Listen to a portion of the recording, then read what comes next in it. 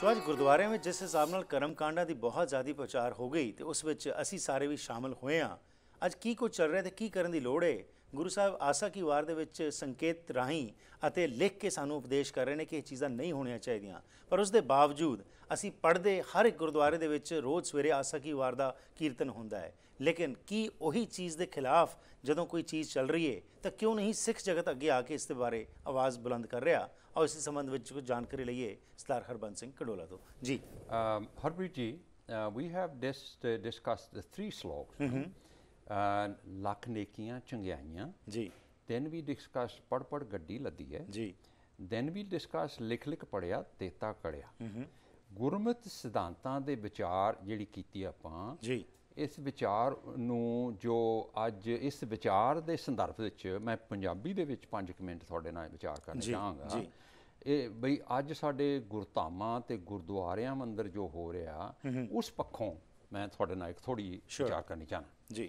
ਹੁਣ ਨਾਨਕ ਪਾਤਸ਼ਾਹ ਲਿਖਦੇ ਨੇ ਸ਼ਲੋਕਾਂ ਦਾ ਜੋ ਨਿਚੋੜ ਹੈ, ਉਹ ਕਹਿੰਦੇ ਪੁੰਨ ਦਾਨ ਚੰਗਿਆਈਆਂ ਬਿਨ ਸਾਚੇ ਕਿਆ ਤਾਸ਼। ਜੀ।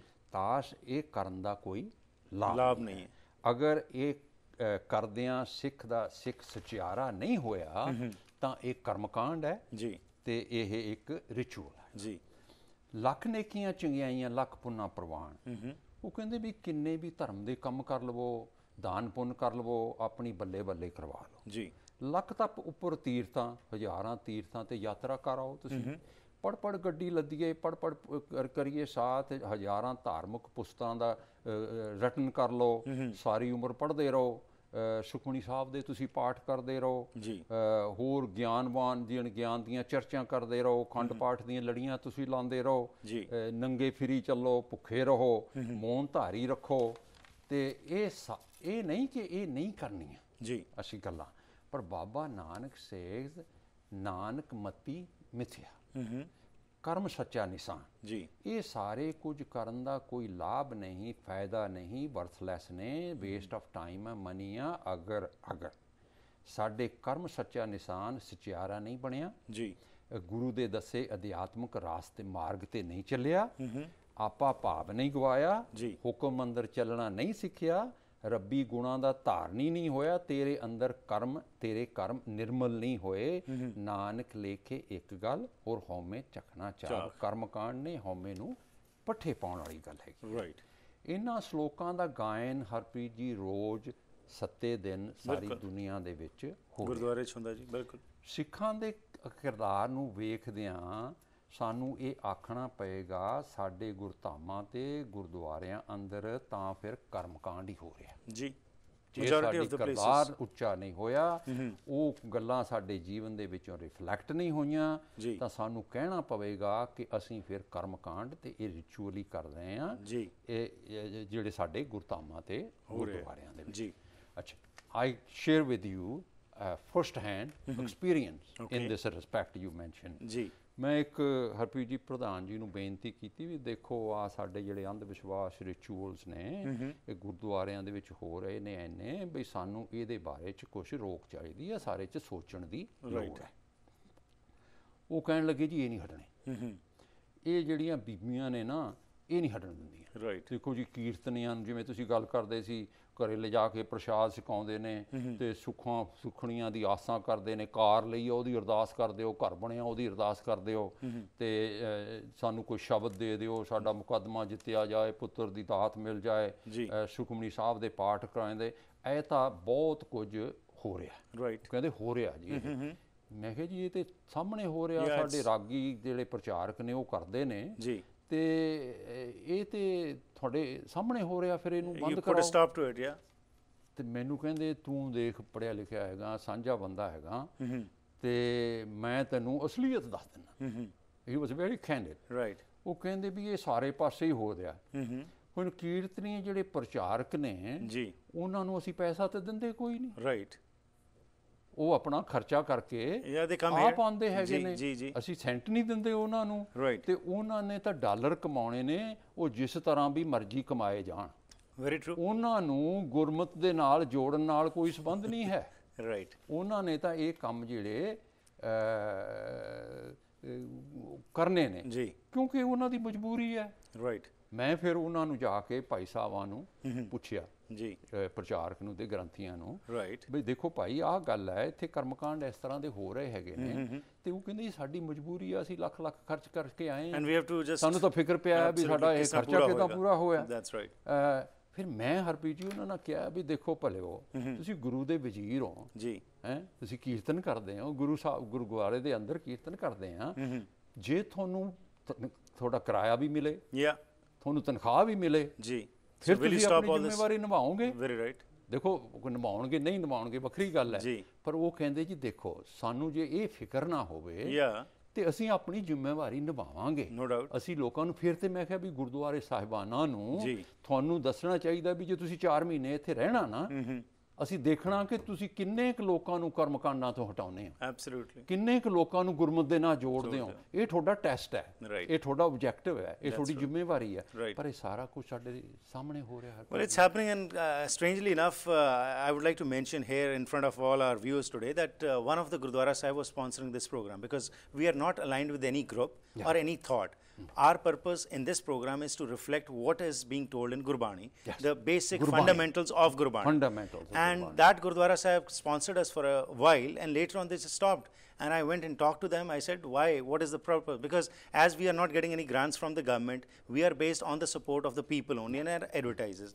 And the answer I got was that our idea to support you was that more people will start coming to the Gurdwara. And now we are finding that that's not happening. And either you change your tone, what you talk on this program, or else we are taking it back. So I said, okay, that's fine, you take it back, but that's what the mentality is, as you have very rightly said. How can we prosper when our thought process is absolutely against Gurmat? We are claiming ourselves to be Guru's wazir and Guru's representatives, but what we are doing in actions is absolutely opposing to that. Let me be, candid. What's going to happen? I think it'll take, Harpreet, 10, 15, 20 years. People will awaken. They have to. There's no other option, right? Thank you for doing this for 5 days, trying to bring we are talking Gurbani. We are not talking something absolutely from personal, our own mind. No doubt about it. And if we are not talking out of Gurbani, the Gurbani ਦੇ ਸਿਧਾਂਤਾਂ ਤੋਂ ਬਾਹਰ ਜਾਂਦੇ ਆ, ਤਾਂ ਤੁਹਾਨੂੰ phone ਕਰਕੇ ਮੈਨੂੰ ਵੀ ਫੋਨ ਕਰਕੇ ਦੱਸ ਸਕਦੇ ਨੇ, ਜਿਹੜੇ ਹੋਰ ਪ੍ਰਚਾਰਕ ਆਉਂਦੇ ਦੱਸ ਸਕਦੇ ਨੇ ਭਾਈ ਤੁਸੀਂ ਗੁਰਬਾਣੀ ਤੋਂ ਬਾਹਰ ਜਾਂਦੇ ਆ। Right. We talk exactly what Guru said to us. Ji, but yes, of course, I am of a firm belief that Sakhis and all that is secondary. We do not give importance to those things. We give importance to what the Guru has written in Guru Granth Sahib. And my hope is the next 15, 20 years, people will become Let's aware. hope for the best. We are requesting, ਅਸੀਂ ਗੁਰਦੁਆਰਾ ਸਾਹਿਬਾਨਾਂ ਨੂੰ, ਗੁਰਧਾਮਾਂ ਦੇ ਪ੍ਰਬੰਧਕਾਂ ਨੂੰ ਬੇਨਤੀ ਕਰਦੇ ਹਾਂ ਵੀ ਦੇਖੋ ਜੇ ਅਸੀਂ ਤੌਰ ਤਰੀਕੇ ਨਹੀਂ ਬਦਲੇ, ਲੋਕਾਂ ਨੂੰ ਉੱਥੋਂ ਕੁਝ ਸੁੱਖ ਨਹੀਂ ਮਿਲਿਆ, the next generation they will stop going to the Gurdwara. No doubt, and mind you, there is another trend which I am seeing, and I've heard lots of things. Lot of people, and especially ladies from our community, are going towards a particular religion, and they are going there every week and in hordes, and this is what the new report has come. So we have to be aware from that angle also, because we do not believe in forcing others to come out to our religion, but people from our own religion are going to the other side because they are finding that in the Gurdwaras they are not getting what they should get. Absolutely. If they get those peace from the Gurdwaras, so we are not saying people should not go to Gurdwara. We said the tons of them should go to Gurdwara. Absolutely. But your objective is ਕਿ ਸਾਡੀ ਜਿਹੜੀ ਸਾਡਾ ਕਿਰਦਾਰ ਉੱਚਾ ਹੋਵੇ, ਸਾਡੀ ਸੁਰਤ ਉੱਚੀ ਹੋਵੇ, we doing it for ourselves, we doing it for the Sikh no doubt kaum. Yeah. So now we talk to the Pauri 9 and Guru Sahib in this Pauri, Harpreet ji said, ਭਗਤ ਤੇਰੇ ਮਨ ਭਾਮਦੇ ਦਰ ਸੋਹਣ ਕੀਰਤ ਗਾਮਦੇ. Now we talk about all the other thing. Nanak ਕਰਮਾ ਬਾਹਰੇ ਦਰ ਢੋ ਨ ਲਹਿਣੀ ਤਾਵਦੇ, ਇੱਕ ਮੂਲ ਨ ਬੁੱਝਣ ਆਪਣਾ, ਅਣਹੋਂਦਾ ਆਪ ਗਣਾਏਂਦੇ, ਹਉ ਢਾਡੀ ਕਾ ਨੀਚ ਜਾਤ, ਹੋਰ ਉੱਤਮ ਜਾਤ ਸਦਾਏਂਦੇ, ਤਿੰਨ ਮੰਗਾ ਜੇ ਤੁਝੇ ਧਿਆਏਂਦੇ. ਭਗਤ ਤੇਰੇ ਮਨ ਭਾਮਦੇ ਦਰ ਸੋਹਣ ਕੀਰਤਨ ਗਾਮਦੇ. ਗੁਰੂ ਸਾਹਿਬ ਕਹਿੰਦੇ ਨੇ ਭਗਤ spiritually awakened virtuous people. ਠੀਕ. ਤੇਰੇ ਮਨ, a God in your mind, dar in your court, kirt, they are honored, they are approved.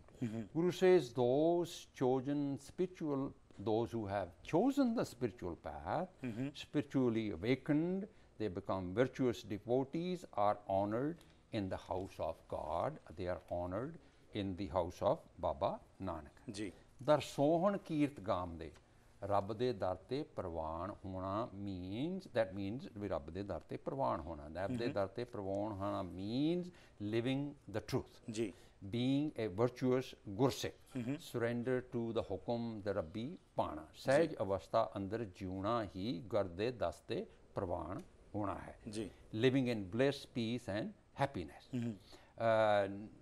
Here Harpreet ji ਪ੍ਰਵਾਨ ਹੋਣਾ does not mean the impression, we shouldn't get the impression we need to please some outside supernatural divine personality. Ji It is not to please the God outside.